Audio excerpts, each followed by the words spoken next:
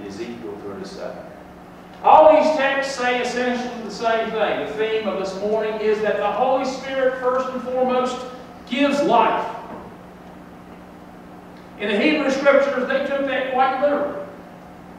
When you look at the story in Genesis 2, here's God as they tell the story in this one. The earth has been created with the round disc. God causes moisture to form on the disc. And God begins His creation. Unlike the first story, God begins His creation of humanity at the very beginning. It's kind of like Plato being on the beach. And God forms a human being. And there's a play on words in the Hebrew there. What is the first male's name? Adam. And Adam is created from the ground. And the word for ground is Adamah. So Adam is created from the Adamah, from the ground. And after God creates this human being from the ground, the human being is not alive, is it? When does a human being come alive? When God breathes on him.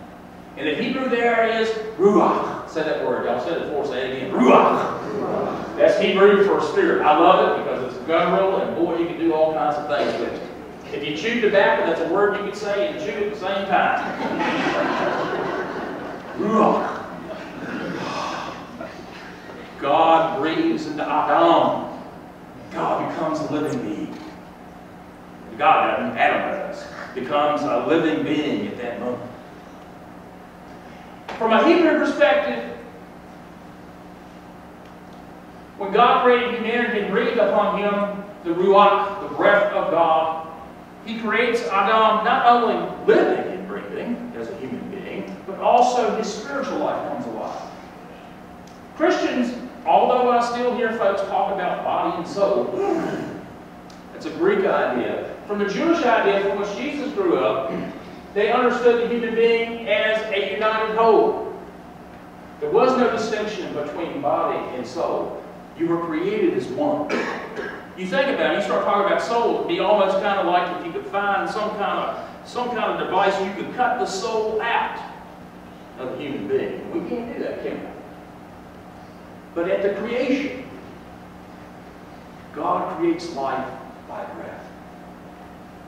They see it very visibly. From the Hebrew perspective, they understood that every time you took a breath, God was with you with God's Spirit.